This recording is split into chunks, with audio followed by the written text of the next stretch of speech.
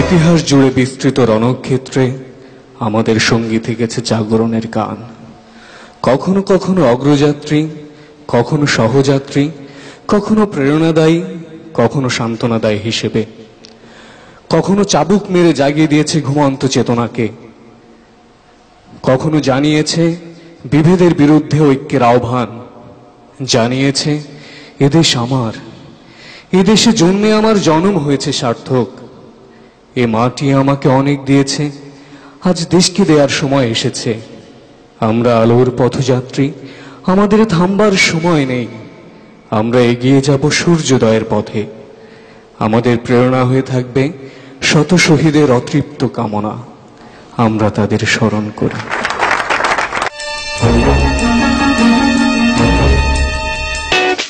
নমস্কার। হৃদয় কেমন আছো? জি ভালো। কতটুকু ভালো? জি মোটামুটি অনেক ভালো। মোটামুটি অনেক ভালো।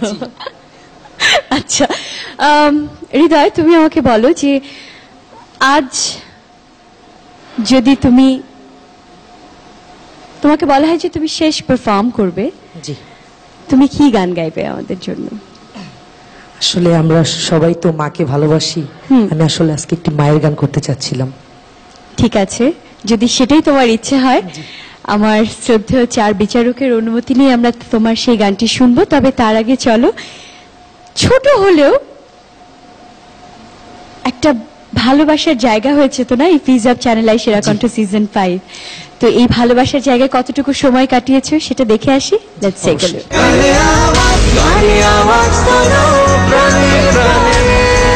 আমরা পরাজয় মানব না, দুর্বলতায় বাঁচতে শুধু জানব না। আমরা পরাজয় মানব না, দুর্বলতায় বাঁচতে শুধু জানব না। আমরা চিরদিনই হাসি মুখে মরতে জানি, তোমার ভয় নেই মা, আমরা প্রতিবাদ করতে জানি। মা গো ভাবনা কেন, আমরা তোমার শান্তি প্রিয় শান্ত ছেলে, শত্রু এলে অস্ত্র হাতে ধরতে জানি, তোমার ভয় নেই মা, আমরা প্রতিবাদ করতে জানি। আগো ভাবনা কেন, পরাণ পাখি উড়ি উড়ি দিবে আকাশ পানি, ধুলার মাঝে থাকবে বলে পুরানো একটা হাওয়ার গাড়ি,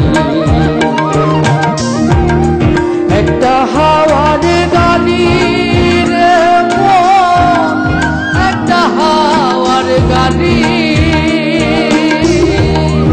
একটা হাওয়ার গাড়ি রে মন, একটা হাওয়ার গাড়ি। যা দিয়েছো তুমি আমায়, কি দেব তার প্রতিদান, মন মজালে ওরে বাউলা গান আমার, মন মজালে ওরে বাউলা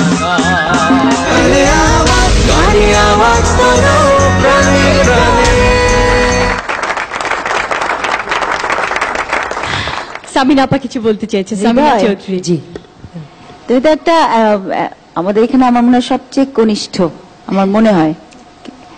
যাই হোক, কিন্তু তোমাদের সবার বিনয় দেখে আমরা কিন্তু মুগ্ধ, প্রত্যেকে এত বিনয়ী। তোমাদের জন্য একটা আসলে একটা তালি দরকার।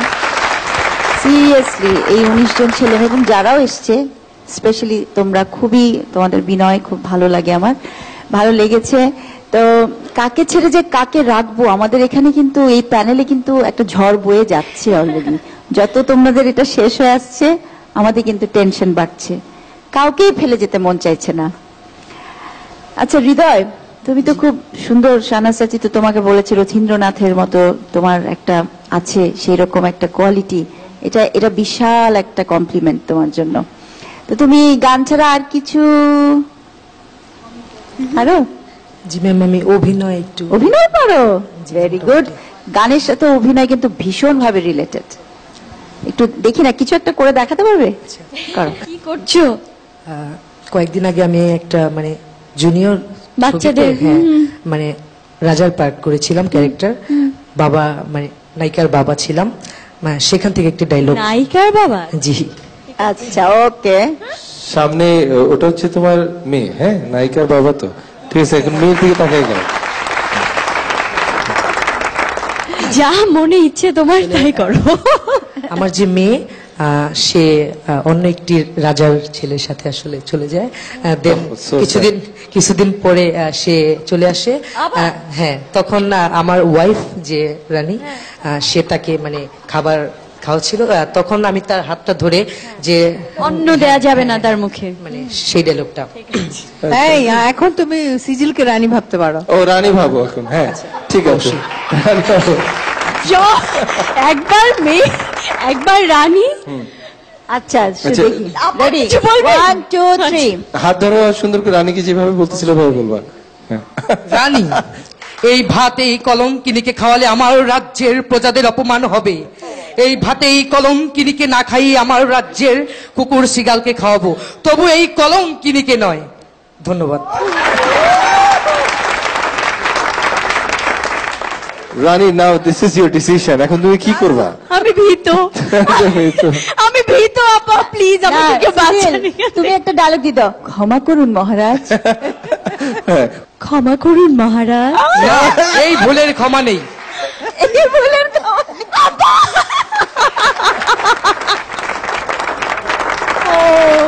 Very good, very good. থাকা গেল নাই। আচ্ছা, খুব ভালো লাগলো।